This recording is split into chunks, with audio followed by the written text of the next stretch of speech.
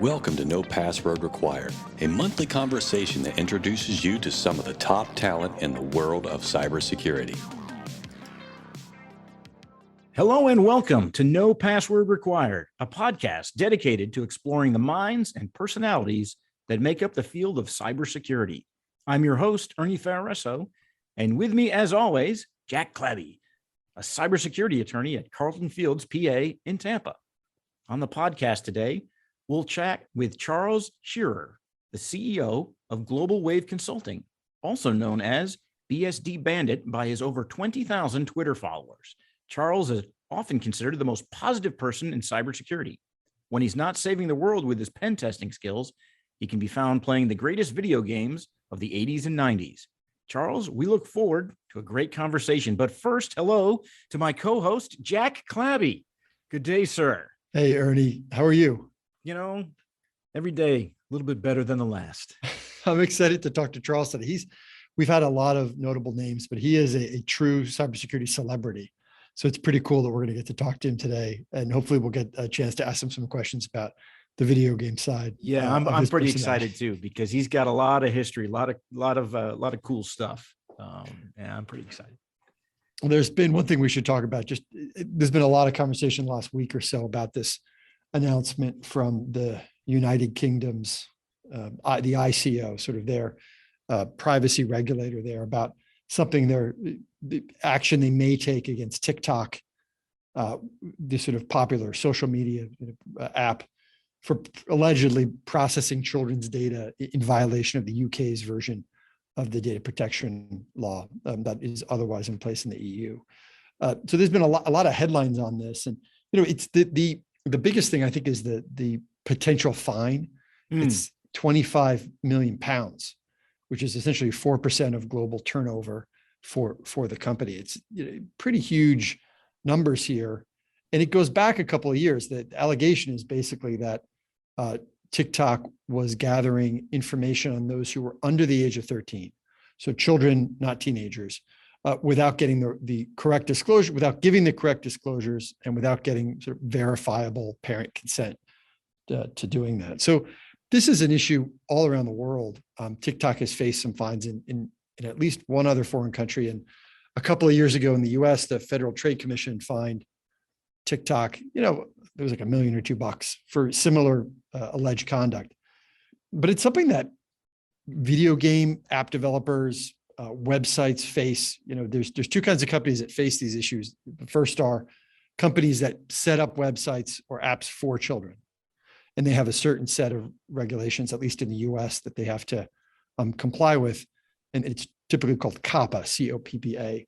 And it's got this sort of one set of regs for child-oriented websites. And then it's got another set of sort of regs and responsibilities for general use websites that are a little less onerous. Like if a kid happens to go on a website, of a general retailer and just shows up, if they're going to collect data, it's pretty easy to use an age screen for that.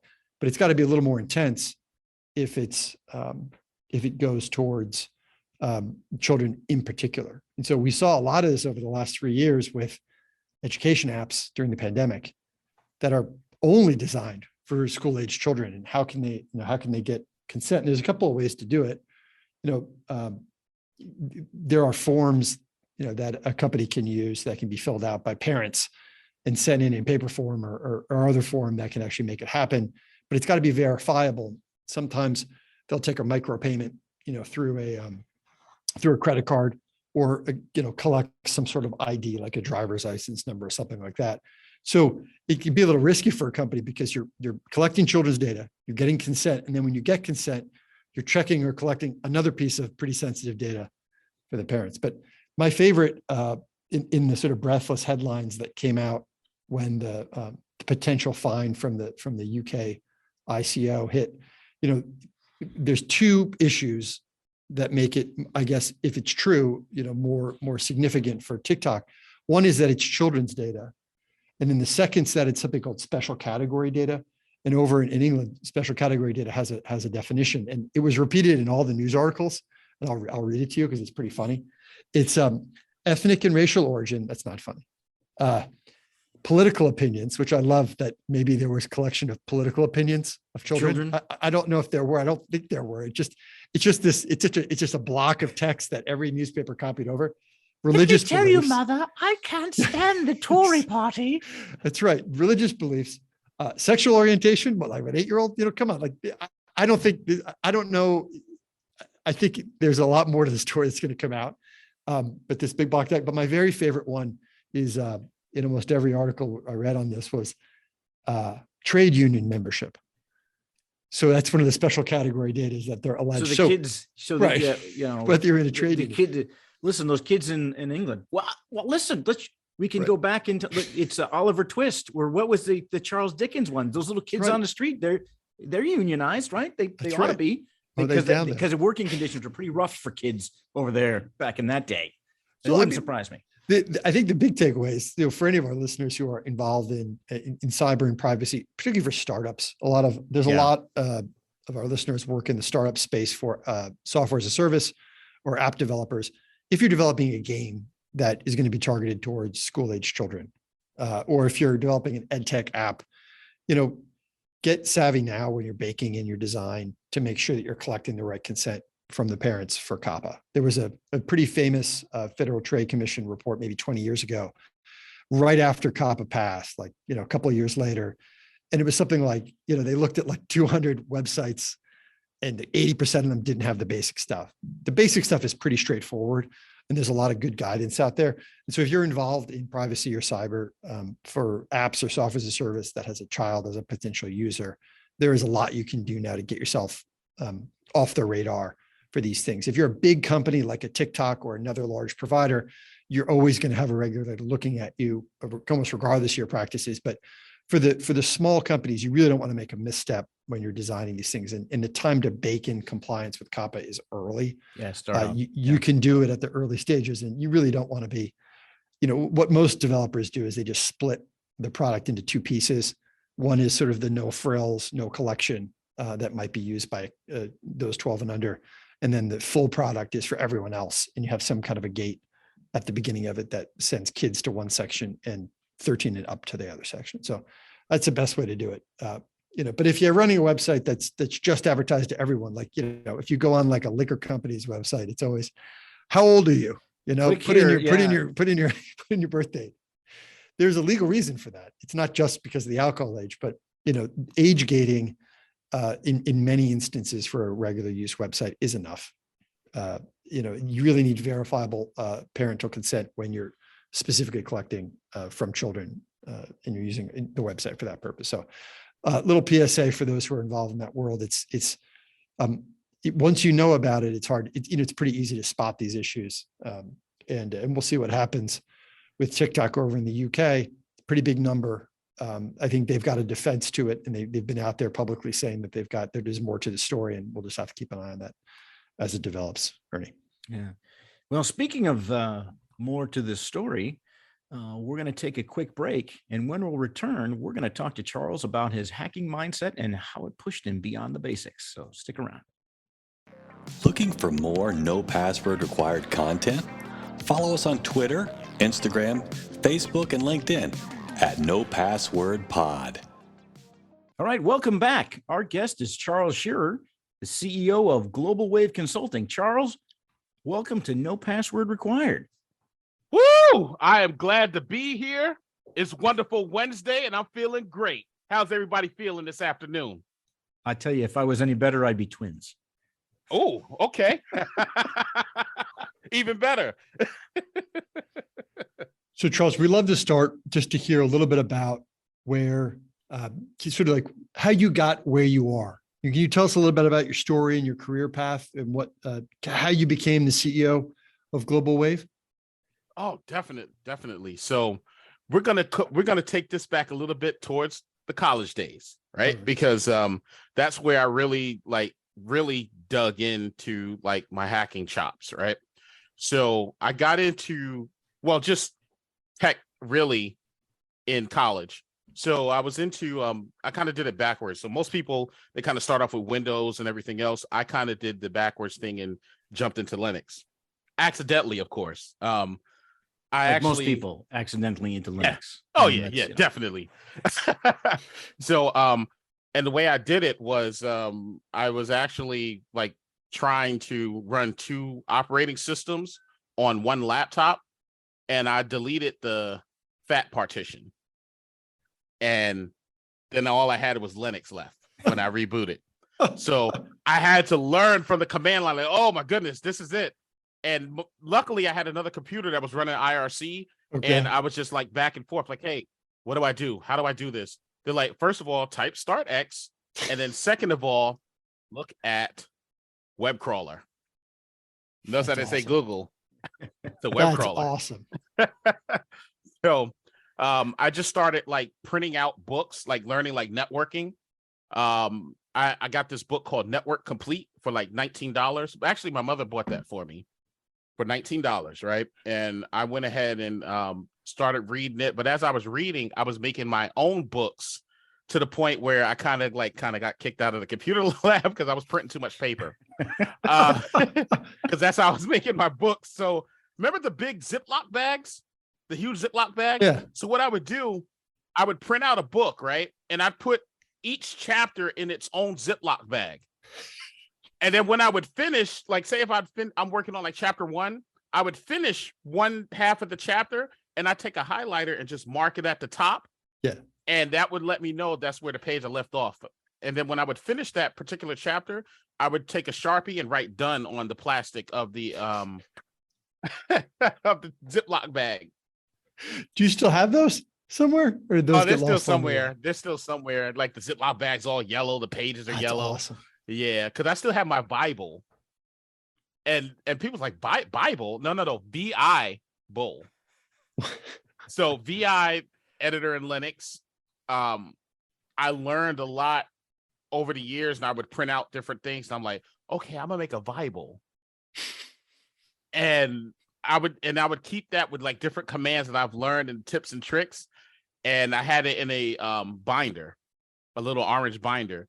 I got that idea from a good friend of mine that I used to work with, who I want to plug here, made me a better Unix engineer. Shout out to Daryl. You know who you are.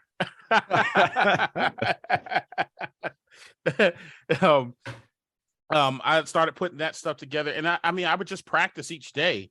And then what I would do, I did a man page a day. So I would read one man page a day and practice the command for that one command for the entire day. Oh, so wow. for the LS command, I would practice the command line switch. Say today is Monday, right? Yeah. I'm gonna start off in the week. Today's Monday. I'm like, you know what? LS command. And that's all I would do all Monday was just the LS command, all the command line switches, and keep practicing. When I had time, lunch break, practice. On Tuesday, I'd come back in and just do everything with the LS command with all the command line switches, then add on the copy command and practice the copy command, practice all the way Tuesday. I did that for an entire year and learned that there were 80 base Unix commands, and all the other commands after those 80 base are just based off of the Linux and whatever Linux that you're using, like Ubuntu or whatever else. But I learned a lot, and I turned it into a little adventure. Where did this drive come from? I mean, that is incredible discipline to stay on top of something like that. Where did that come from? From video games. So this is where the video game connection. So my mother, I never forget, my parents, like, they had like take your kids to work day. That's what it was. And I never forget, she took me to work one day and she had Pac-Man on a 5.5 floppy disk, and the screen, yeah, and the screen was black and green. Yep. The text was green on the black screen. And I would just sit there with the arrow keys, just playing Pac-Man for hours until she would come get me or say, hey, come out and meet this person or meet that person. But that's all I would do. And then as time go on, I got older. That's when I started getting into like Atari 2600, video game, Nintendo, Genesis. And from there, it was just a patience, because when I first got Legend of Zelda, you had to have a map. You had to find your way around the different forests to find the magic potion, and just different things that you had to find. But that took time and patience. You didn't beat that game in one day. So I think that's where that drive came from. So anything related to computers, I look at it this way. If somebody right now say, hey, Charles, I want you to play Super Mario Brothers 3 and I wanted you to make it as far as you can in Super Mario Brothers 3, I can still go back to that game, even though that game came out in 1988, and still go back and still remember where the one-ups are and what to look for and get the raccoon and fly and everything else, right? I can still do that to this day, right? So I treat computers the same way. I look at computers in that same aspect. Like, if I get on a Unix system, I know right away to look for the ls command. If it's Windows, I know to look for the dir command for directory. It's just certain things that you just, that helps me to understand it, you know? And that's how I got into it so deep, you know? And I always had a passion for technology with anything. So it was just, that's what that drive came from. And then fast forward back to college. That's when I got into hacking and everything else, and just because there was no VMs, there was no Discord, there was none of that at this time. This is all web crawler, Dogpile. Google did exist, but it wasn't the Google that you know today, right? So I would, and of course, printing out books, and that's how I got into it. And fast forward from college to, like, say 2010. Yeah. And this is where I was at Northrop Grumman at the time. And I just wanted to start my own company. And a good friend of mine wanted to do the same thing. And so that's where we came up with the idea of Global Wave Consulting. Started out with just doing web hosting. It started web hosting, and now we do SAP / and of course I'm the head of the security division. So you mentioned that you have this love of technology. Where did that come from? It just, I as a kid, because I grew up around technology all my life, technically, maybe not as like how the internet kids are now, you know. I'm 42 years old, so 1980 till now, like, it's always been like a video game handheld. Remember the Tiger handhelds? Yeah, I had a Tiger handheld. I've had the football handheld. Yep, It's always been something electronic. Remember those? Meaning the one that you move the little dot and the little dots moved across. Yeah. Yeah. My good old Reliable. And this is from 1989, folks. Oh, I love that. Is that a real Game Boy? Like, that's the real Game Boy, cartridge-based Game Boy, not an emulator. Wow, Super look Mario at that. Land. That's amazing. Super Mario Land. This is my original Game Boy from 1989. It's yellowish a little bit. Yeah. To the UV rays. You can't help that. Yeah, so it's just one of those things where you know, even and then as time went on, I went and got a Game Gear. Well, my parents got me the Game Gear. So this is my original Game Gear from 1990. Full color, right? That was a color. That was the color one. Okay. Yeah, cartridge and everything. Sonic. Okay. Yeah, that's like in the full color. That was a deal. Light years ahead, man. That was, blazing a path. This thing takes 6 batteries, 6 AA. So and you can use it for 20 minutes with that 6 AA. Yeah, pretty much. It's like it's cheaper to operate. Yeah, an arcade is cheaper to operate, right? You put exactly. Let's just say the Energizer Bunny commercial loved me. That's why I probably beat the drum every time my parents were buying batteries. I had a rechargeable battery that sat on the back of the Game Boy, and you could recharge that thing, but it made the Game Boy about 6 times larger. It was like pretty much, like holding a loaf of bread. Exactly. No, holding the old school Zach Morris phone. Yeah. There you go. Even better. That's right. Looks like one of those old World War II walkie-talkies. There you go. Even better. But that's where that love of technology comes in. The fact that you can make things with your mind. And if you're really good at it, you could do something that somebody's never seen before. But it's just the rush to be able to try to do that is just what's amazing, Forget about the buzzwords and the business aspect. Just plain old rolling up your sleeves, playing with technology, whether it's building a computer, whether it's building a race car set or a train set. It was just the simple stuff that I really enjoy, even to this day. If somebody tells me they want to get into computers or technology, I'm excited. I'm excited like just as much as they are, because I'm like, this is cool. Look at all the cool stuff I can show you. Yeah. And then show me some of the stuff that you've been working on so I can learn too. it's forever learning. So that's what I love it as well too. What do you think? I mean, you use the word hacking a lot, and Yes. sometimes folks in the industry shy away from it, but you use it a lot. What is the hacking mindset to you? Talk to me a little bit about that. Oh, I'm so glad you asked that question. Um, the hacker mindset has always been, you don't accept things the way they are. You take that and you change it and make it to something better. And that's not even designed to just computers. It's just with life in general. And I've learned to apply it to life. Like, hey, you don't just accept the way things are. Just like, you know what? I don't like how things are. So you change things within your control. And I mean, this is the reason why we get up and we go to work each morning. We go to work to be better than we were yesterday. So that's the hacker mindset. You know, it has nothing to do with computers. People just made it computers over the years. Yeah. You know, but before computers, there were telephones and they were called the phone freakers, right? Which is a lost and forgotten art. I didn't forget those guys. I just know they're probably really good voice over IP engineers now. If you think about it, you know, so it's always that. It's just that mindset that keeps me going as well too. Like, hey, I know if I write this computer program right now, say if I'm programming in Rust a lot lately, right? That's like my new toy. That's like my new Legend of Zelda, right? I'm programming a lot in Rust, and it's a new toy for me.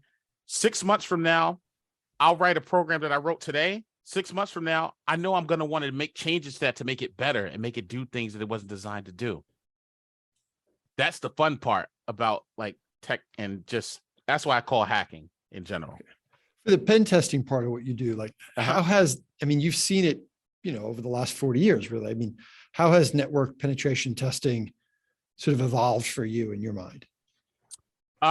Just the way the techniques are amazing.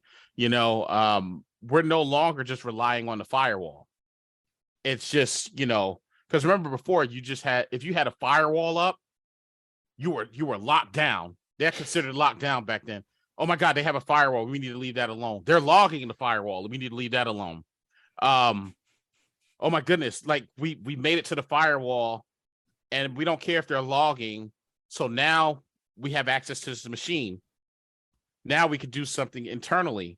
Oh, they're logging internally. Like, it's just changed, like far as like the technology has evolved, right? But the same time the technology has evolved is the same time the attacks have evolved.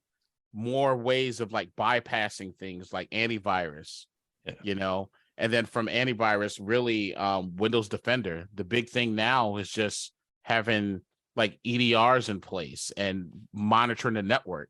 The tools have gotten better.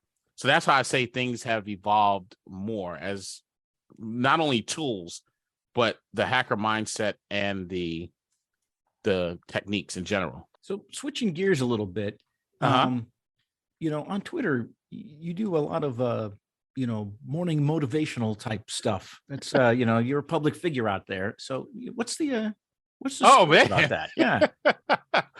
So how that got started, right? By nature, in person, I'm a people person. I have a passion for people. I can't tell that at all. I don't see that. I don't see that. So, so what started it? I started seeing on Twitter, especially when the pandemic hit. There were a lot of people tweeting. There were a lot of people that were depressed. You know, people talking suicidal thoughts. It was just a bad time. It was a dark time, especially when the pandemic hit and everybody was pretty much locked inside, right? So again, the hacker mindset, I didn't like what I was seeing. Some of my friends feeling that way, and I was just like, you know what? You don't like the way things are, you change it. So I started out with just you know, motivational tweets. I used the 140 characters like everybody else. But then I don't know, one day I woke up and said, you know what? We're in the age of video. Cut that camera on. You got that cell phone for a reason. Use it. That was my inner self talking. But so I started doing that, and just like doing the morning videos, and where the retro shirts come from it's more so symbolic. It's from a time place where when people see the retro shirts, it's like it takes them back to a time where things were a little bit more simplistic in life, whether they were a kid or if they were in their early teens or whatever, right? But and then just keeping them encouraged each day, like, hey, today might have been as great as you wanted it to be, but you're still here today to make yesterday look like nothing, Yeah. And just to keep people going and keep people like smiling. I know the world is falling apart, but that doesn't mean you have to fall apart. And I pride myself on doing that every day. That's what motivated me to really do that, to keep people from quitting on themselves and their families. And, because, when someone's either depressed or going through something, it's a domino effect. Yeah. And what keeps me going, because people are like, well, how the heck are you able to, go through all of this, right? I have friends and family that keep me balanced as well, too. Like, it's all a village. So when you see me talking those videos, I'm looking right in the mirror as well, too. We're on this journey together, Yeah. So, and that's what keeps me going. I look, I get to wake up each morning, do what I love for a living. I got friends, family, you folks on Twitter, or the internet in general, I mean, life is sweet. Yeah, I can go make $1. Anybody can go make $1, but you can't replace people and you can't replace moments. That's more important. That stuff is priceless. Your health is priceless. And that's why I tell people, your health is not for sale. So stop putting a price on it. Charles, what do you think the future is going to look like? Like, I mean, you're doing a lot to help, right? But what do you think the future? Are you optimistic? What do you think the future looks like? I think the future is going to be, it's going to be, well, definitely extremely different. I think we're going to have more people who are self-aware, especially in the mental health space. Okay. Because I'm seeing that now. Because before, like 10 years ago, nobody talked about mental health, especially in the tech space. Not even just InfoSec, just tech in general. Nobody talked about it. But I see people being more self-aware, maybe being even more caring.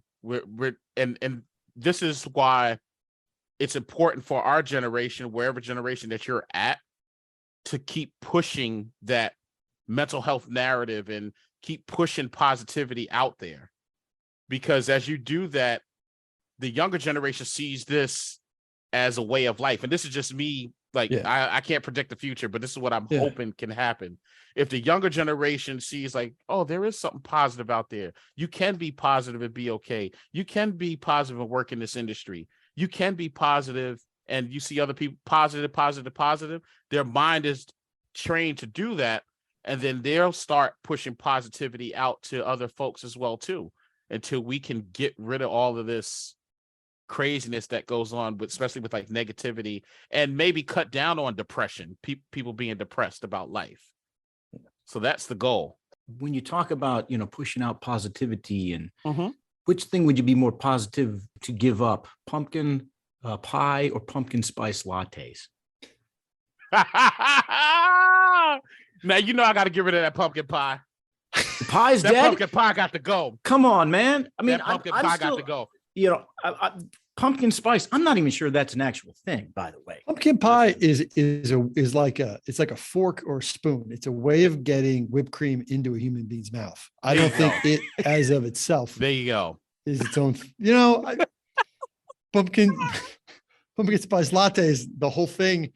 You have a sip of it. It has a whole thing. It's not relying on something else to work. I mean, you show me a person who likes pumpkin pie, and you take away the Ready Whip, and they're not. Oh, they're not even happy about it. No, they're like, what is this? They're like, what is this?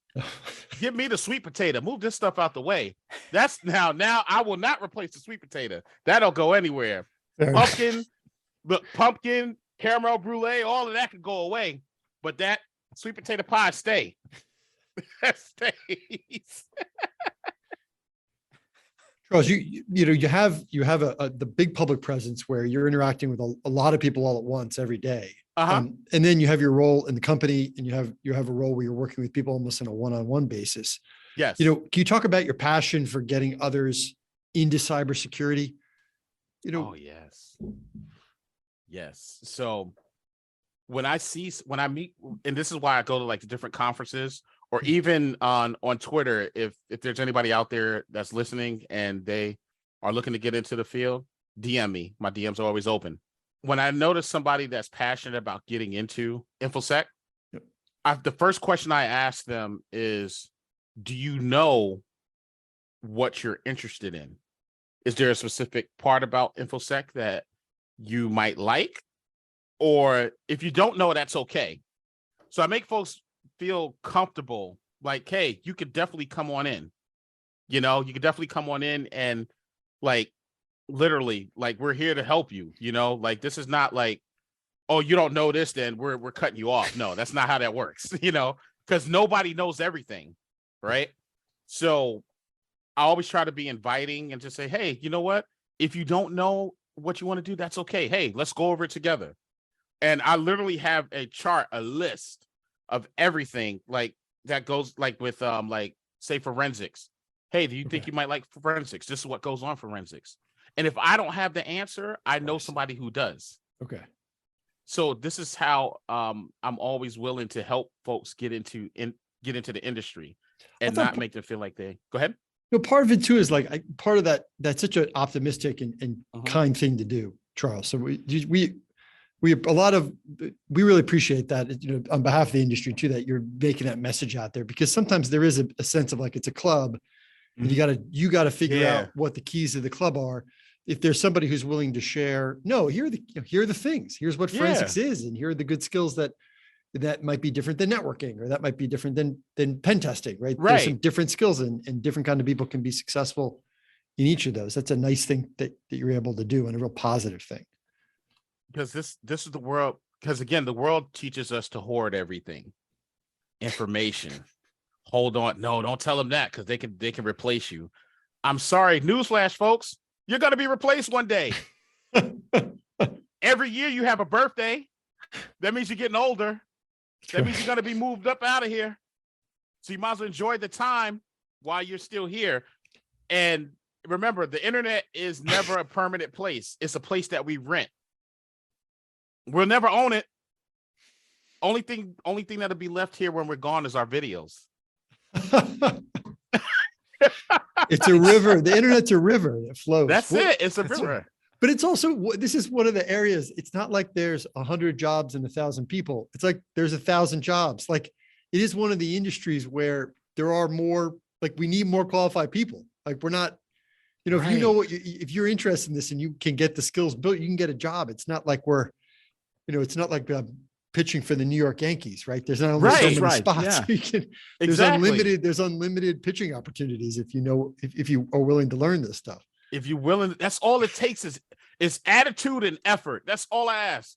Attitude and effort. The positive attitude that's, hey, I want to do this. And then the effort with actually doing it. That's it. Those are the two things I ask for.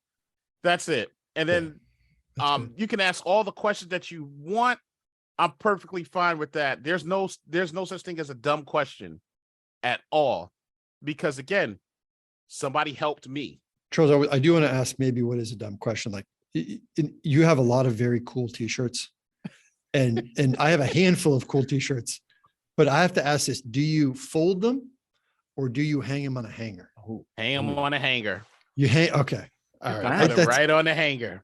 Yeah. So, because some of those are probably hard to find, or custom t-shirts, right? No, these are custom. So they're all custom. Okay. Yeah. So a good friend of mine actually makes the t-shirt. So what I do, I'll play the video game, right? So this is actually me playing Little Nino's Dream Master. I have it for the NES, right? Okay. So I paused it and then took a picture of it with my phone and converted it into a GIF.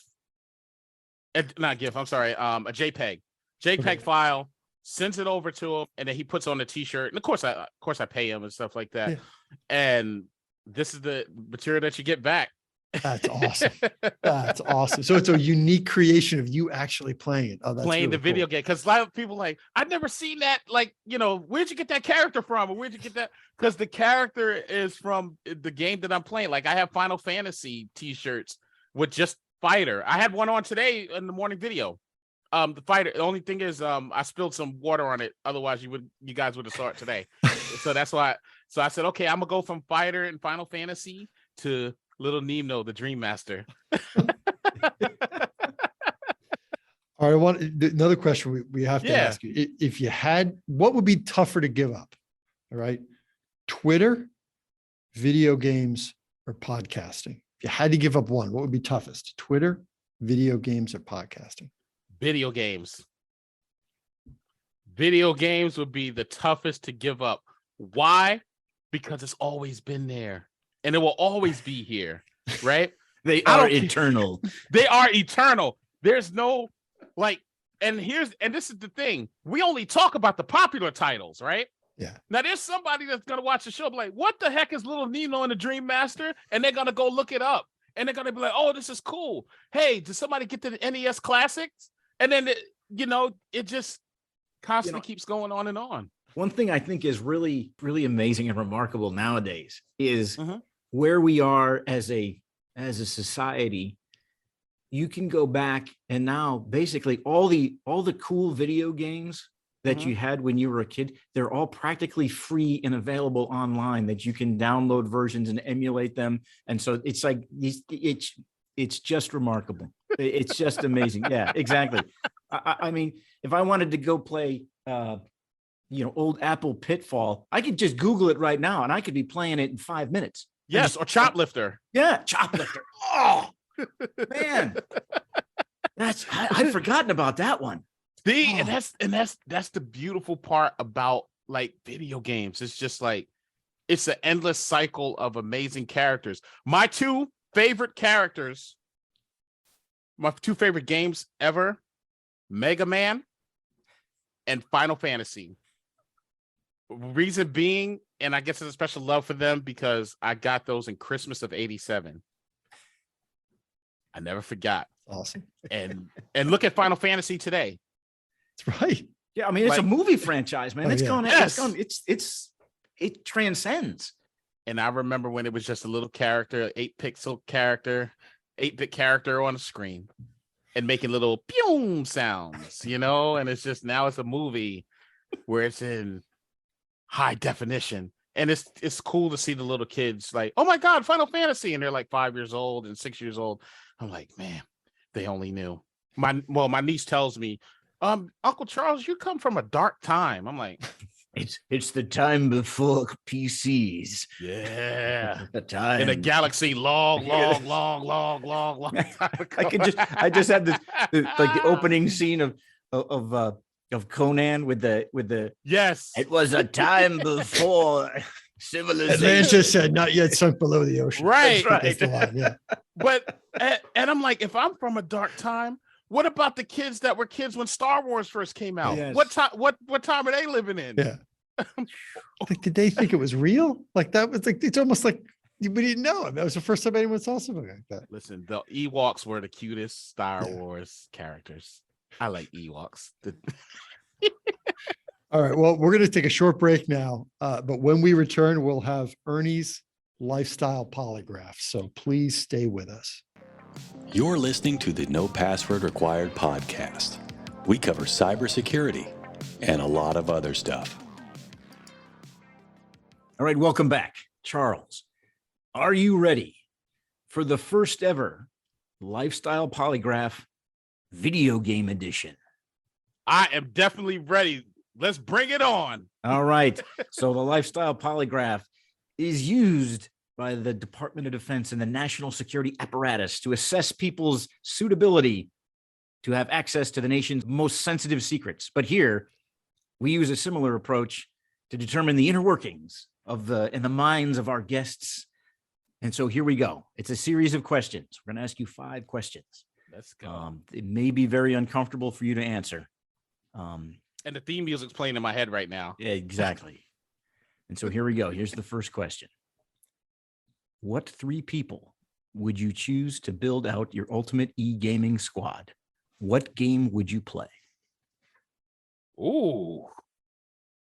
Now, the game that I would play is Destiny 2. I would definitely add Dave Kennedy to the squad.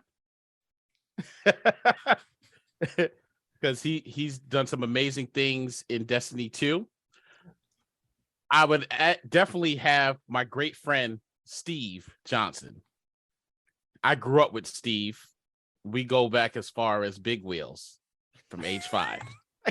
Hi, Steve. I saw a kid on one of those yesterday. I'm walking the dog, and he did the skid. He did the power skid with it. You know, where he spins around. Yeah. Is that a ghost? Is that kid a ghost, or is that a real? That was a real kid from today.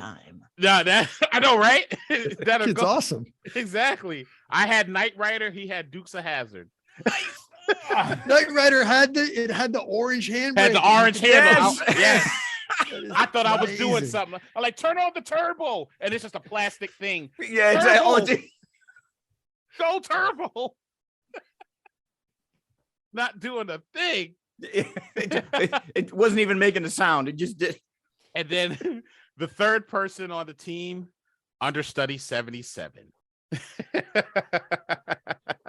Those are my 3. Charles, you've got a lot going on. Do you find time to game like that? I mean, that could be pretty, do you have time to get involved in things like online, more modern gaming online, or do you find that hard to make time with all you have going on?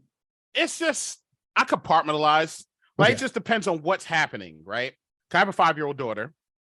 So, and like me and my wife, we're like, okay, we're going to go do this today. Oh, okay, cool. And we just kind of like compartmentalize everything. Right. So that's kind of how I do things. So if we're hanging out for today, okay, then that's where we are. And then I'll play video games later. I find time, I make time, it's just like with podcasting or learning or anything else, right? We make time for what we're interested in. So that's how I do it, and just have fun. And my wife understands. My wife's known me since 2001. and you're still married. Yes. Well, we got married in 2012. Started dating in 2004. And then got married in 2012. Had a kid in 2017. There we go. And does she know about the printing and putting things in plastic bags earlier? Oh yeah. Okay. She knows all about my computer activities. She was around when I had the Sony Vaio with 10 gigs of hard drive space and 128 megs of RAM. This is screaming back then, man. Yes. And when AIM was my phone, I didn't even have a cell phone. It was called an AIM, and I just checked the messages when I came back from class. That's awesome. That's awesome. The Vaio is like the then equivalent to having that big cell phone. Like in like 92. Yeah. Massive. The Vaio is just a cool. With the spaceship backpack. Oh man, that's my so friends cool, just say I have the astronaut backpack back in the day. It ain't as cool as the backpacks now. Oh, yeah, there's no carbon fiber. We didn't have carbon fiber back then. No, yeah, none of those. Yeah. Strong back. Yes. We're having a LAN party. There you go. We were fit back then. We had to move those computers around. You kids don't know how good you got it. Speaking of staying in shape, here we go. Is there such a thing as a healthy gaming snack? A healthy gaming snack? And if so, what is it? There can be. In my lifetime, I've never seen a healthy gaming snack, but there can be. This is where that futuristic, where we're talking about the future. Yeah. Well, it's that positivity there. Yeah, someday it can be. We will strive to find. Yes, we will strive. Okay, that place on the hill. You know where? And you know what? We're already striving, folks, because we have healthy snacks in the kids' schools these days. There's no more of Reese Pieces, Buttercups that you could just get for a couple of cents. That's true. That's right. Yeah, but hey, look at how well we turned out. Right? We're still normal. I think you could buy a Charleston Chew at the cafeteria in my middle school. At the cafeteria, you just go in and buy. Yes, we used to call it the Geo store. Yeah, you could have the Boston baked beans, the Red Hots. Oh my goodness, the Now and Laters and the Bazooka Joes. And the Bazooka Joe, the gum that you could use, that you could use to make a body armor out of. Yes, talk about a 2-for-1. You get bubble gum and a comic. And they were fine calm. Those are like modern literature. Those, Yes. As long as we have Mountain Dew, I feel like there's always going to be a good base of unhealthy gaming snacks. Yes. Mountain Dew for every new game that gets dropped, they have a tie-in with some crazy flavor. Oh, and we Thank had goodness. Sunny Delight and Tang. Sunny D. Sunny D. Yes, Sunny D. Yeah, I can remember my purple mom stuff, would. I Sunny would say, "Hey, can we D. get that?" And she would tell me to. I mean, I'm surprised she did. Maybe she did. Maybe I'm blocking out that she didn't just beat me. Sunny D. Whack. You're not getting that stuff. You might as well just drink gasoline. Or, You're drinking antifreeze.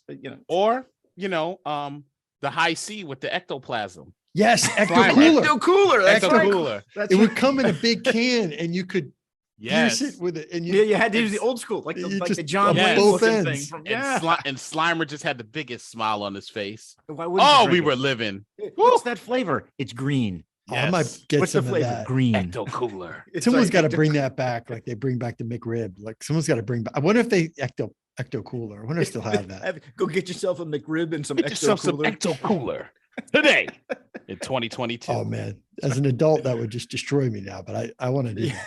I want to Yeah. hunt that down. You know what? It'd be so many happy adults. You see, listen, if we were to put that out on Twitter, hey, they're coming back with the Ecto Cooler, people would lose their mind. Oh my They would. goodness. You see Yeah. 40 something years old. Ah, Yeah. Ecto Cooler. Well, they're bringing back they have quote adult happy meals. I don't know if that's That's true. but I'm not sure I understand that though, because what's the difference between a regular happy meal and adult happy meal? I mean, it's still going to be a cheeseburger and fries and a small Coke, right? The difference With a- is bioengineered. Uh-oh. I'm just saying, they make fruits a little bit bigger now. And shinier. Yeah. Well, don't get me going on avocados and the size of avocados. I think the avocado market's pulling the same thing that the tuna Oh, industry they did. sure are. They sure And they are. shrank the avocados and they're still charging the same thing. Yes, they are. That's for a whole other episode. But Yes. but sticking with the video game theming. All right, Yes. here we go. Number 3. Mhm. What's the greatest gaming system of all time? Oh, this is hurtful. That's This right. You is got to pick. tough. You must choose. There can be Of only all one time. of all time. You know what? The greatest one of all time, the Nintendo Entertainment System, The NES. the NES. Why? Because here's the thing. First of all, it has two of my favorite characters on there, Mega Man and all of Final Fantasy, the fighter and the crew. I'll just say the crew. But the reason why I say it's the greatest of all time, because it not only created those characters, it gave life to Mario. It gave extra life because Mario was on Atari, but they gave extra life and a new definition of Mario. Mario had new suits, he also had better looking characters. Yeah. Yeah. So it gave birth to that. It gave birth to Legend of Zelda. Which we're still playing to this day on a Nintendo device. Yeah. It gave birth to Kirby, Metroid. Castlevania, Simon Belmont. Yeah. Look at all these games that came out on that system. And then it even incorporated movie games as well. Who Framed Roger Rabbit? Yep. Batman. Yeah. Yeah. Like movie tie games. All the Scrooge McDuck and Yes. Some of the Disney DuckTales. licenses. Yep. Yes, DuckTales, Chip 'n Dale Rescue Rangers, Darkwing Duck, Gargoyles, Tailspin.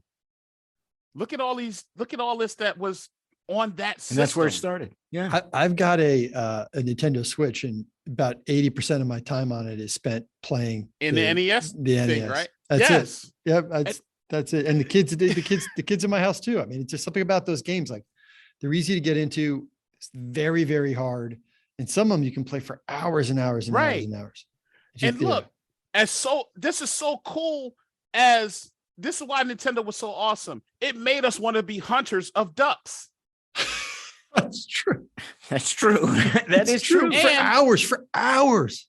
And if I can show you my buddy, that it even had a person that could play with you, a robot. Oh, that's what? Oh, man. Yes, I remember that. Yeah. The NES Rob. Yeah, okay. Rob, R-O-B. That's it. Okay. R-O-B. This thing would play Gyromite and stacks with you. It would hold the controller. Yeah, and it would do its Yes, a little slower, but and I know people are like, oh my god, that looks like E.T. a little bit. Yeah, that's what, and it reminds me of Johnny Five actually. Yeah, That's right. That's short circuit. That's right. But this is how cool Nintendo was. You know, like it gave you Mike Tyson's Punch Out. Yeah, exactly. Oh, Punch Out. There were so many Contra, yes. all the producers, they just let a lot get made, right? And so there wasn't so much different stuff came out, and there were a lot of flops, and there were a lot of, but because there was so much creativity, so many winning franchises came through. Tecmo Bowl. Oh, that's right. Yeah, that's was another one one. of the original. Yeah, before there was Madden, there was still good. There was Tecmo Bowl, double Still dribble. playable. Yeah. Mhm. Like Ninja Gaiden. I could go on, you know, and it's just All the Data East games, all the Turtle games. Bad Dudes. I've got a Bad Dudes t-shirt, So do I. but that's not a custom one. It's just the original artwork. But it still Jack, counts. you don't need a t-shirt, Jack, because you are a bad dude. That's right. They just I'm on someone else's t-shirt. That's exactly for correct. Bad Dudes. The Yeah. original bad there you dude. go. But these are things like these are games like Nintendo. This all was housed on Nintendo for so many years. You know, even during the Sega Genesis era, Nintendo was still producing games. You know, so and the Mega Man franchise took off. Look, matter of fact, forget the games, right? Look at the franchises that came out of the NES era. Super Mario Brothers still play today. Legend of Zelda still play today. Mega Man still play today. Final Fantasy still play today. Dragon Warrior. Oh yeah. Dragon Quest, Star Tropics, Adventure Island. Look at all of these, and all off of one tiny gray and black box. And before that gray and black box, there was the red and white. There was the red and white. It all That's began. right. Wells in has Japan. and is showing us a Famicom, which is the original, right? Nintendo. Very hard to find in the States, at least, the Japanese version, or they would call ours the American version, probably. Yeah, because the original, yeah, because they have the I love the imported consoles. Like, I mean, those are just like amazing. But back to the best video game system. That's why I say Nintendo's the best video game system. All others are based off of that. They are. That's the core. That's when it really moved in. Yeah. Without Nintendo, you don't get a lot of these systems to this day. With no Nintendo, there was no Sega. If you think about it. Mm-hmm.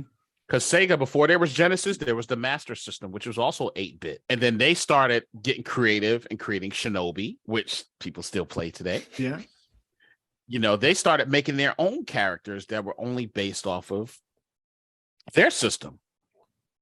But they could thank Nintendo for that creativity.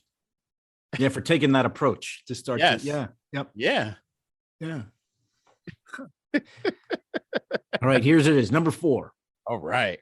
What video game world would you want to live in? And you know what's funny? And it's ironic. The world that I want to live in is right on my t-shirt. Little Nino and the Dream Master. You know why? Because it's just anything is possible in that world. Even like in reality, anything is possible.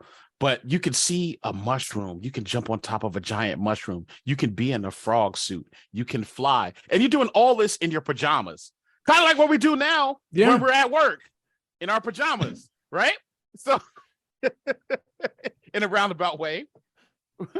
But that world is just, the possibilities are endless. So that's what world I would want to live in. And the clouds are smiling. It's just a beautiful place. You know, like in reality, you got to look at the cloud and kind of make it be what you want it to be if you stare at it long enough.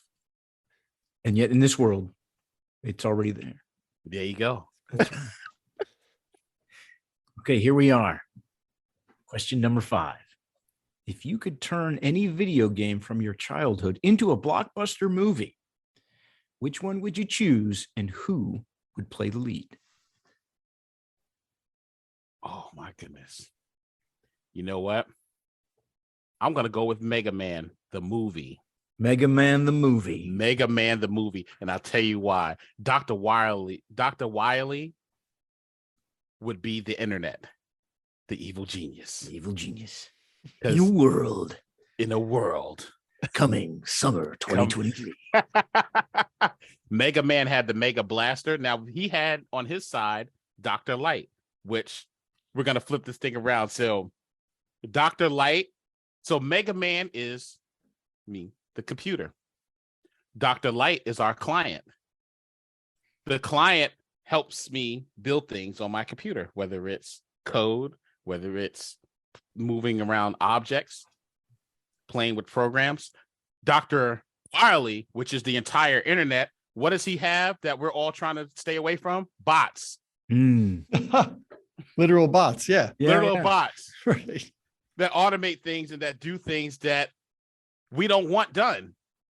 So, and how do we combat this? We fight this every day by not answering a bot or blocking a bot or reporting a bot on an actual platform, like a Facebook or like a LinkedIn, because LinkedIn is getting botish these days. So that's why Botish. I say I like botish. that. Yes. It's very bottish of you, sir. Very botish. Yes. So this is why I say that I would turn that into a movie, because we're kind of like living a movie now. Every day we're combating something. We're fighting something electronic. It's not even physical anymore. It's just electronic. Yeah. Oh, I wish this person would stop spamming me.